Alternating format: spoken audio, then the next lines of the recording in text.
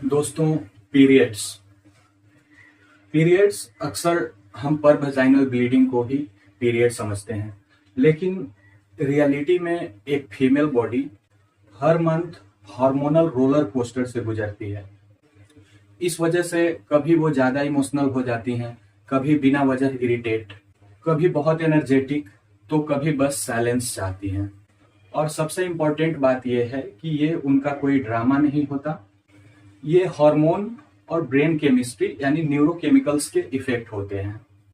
सो hello friend, myself Danish Ahmed और I am a medical scholar. और आज की वीडियो में फीमेल मेंस्ट्रुअल साइकिल से related hormonal changes, mood changes और इसके मैनेजमेंट के बारे में बात करेंगे।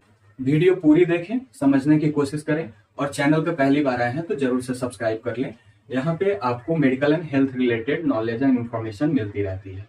तो चलिए स्टार्ट करते हैं और सबसे पहले समझते हैं कि मेंस्ट्रुअल साइकिल में 4 फेजेस होते हैं और ये होते हैं menstrual phase, follicular phase, ovulatory phase और ल्यूटियल फेज।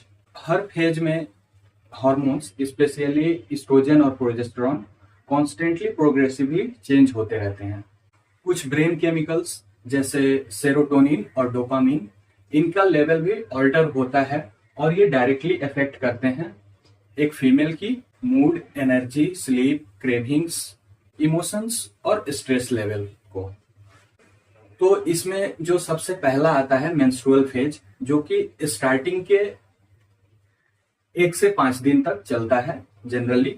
ये वो फेज होता है जब पीरियड्स यानी ब्लीडिंग स्टार्ट होता है और जब तक ये ब्लीडिंग चलता है इस फेज को मेंस्ट्रुअल फेज कहते हैं। तो इस फेज में एस्ट्रोजन और प्रोजेस्टेरॉन दोनों लो हो जाते हैं और इसका रिजल्ट ये होता है कि एस्ट्रोजन के कम होने से सेरोटोनिन भी सप्रेस हो जाता है और इस टाइम पे बॉडी टायर्ड फील करती है, थकान महसूस होती है, cramps, back pain, headache, low energy, sadness, anxiety और इमोशनल फीलिंग्स आती है। ऑल्दो ये सब कंप्लीटली नेचुरल होता है और इस कंडीशन में आपको कोई मेडिकेशन लेने की जरूरत नहीं होती है, ये वापस से रिस्टोर हो जाता है।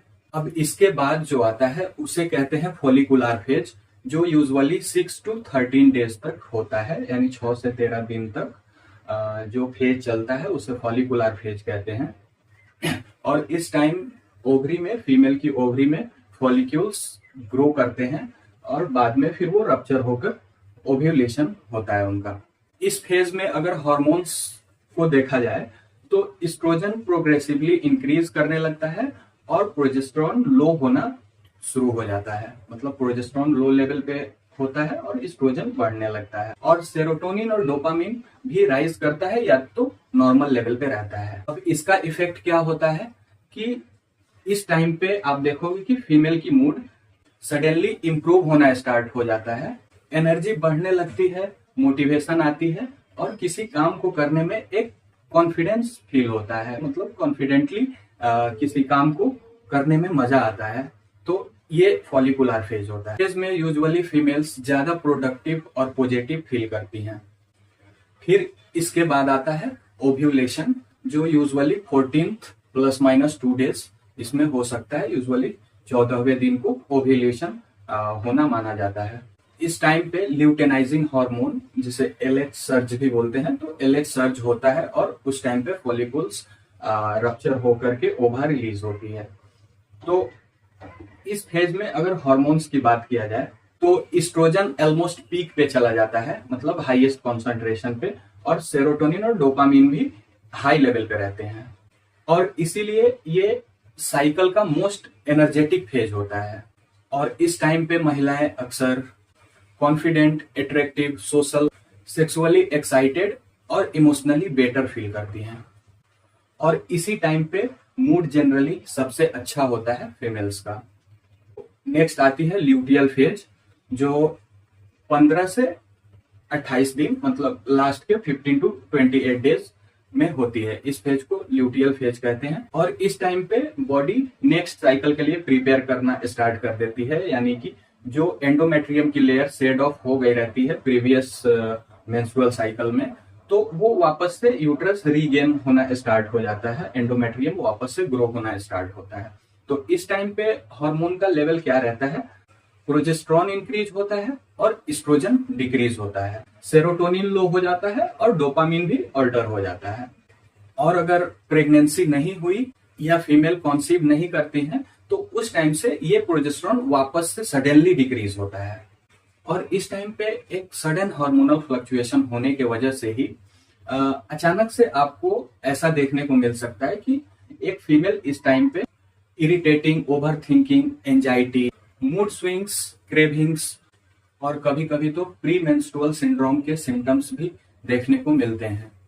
तो ये फेज काफी क्रूशियल फेज होता है।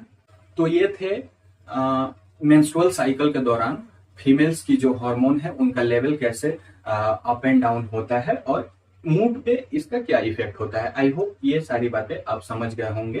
अब आगे आपके लिए एक इम्पोर्टेंट मैसेज, नेक्स्ट टाइम से अगर आपकी फीमेल पार्टनर पीरियड्स के दौरान ज्यादा इमोशनल या एग्जॉस्टेड दिखे तो प्लीज उसे ओवर रिएक्टिंग या ड्रामेटिक मत बोला करो, क्योंकि इस टाइम पे उनका बॉडी और ब्रेन एक साथ कई सारे बायोलॉजिकल प्रोसेसेस को इंटरनली हैंडल कर रहा होता है।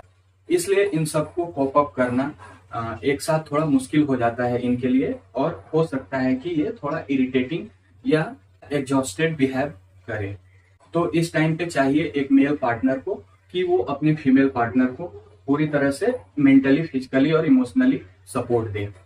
उन्हें फिक्स करने की नहीं बल्कि समझने की जरूरत होती है।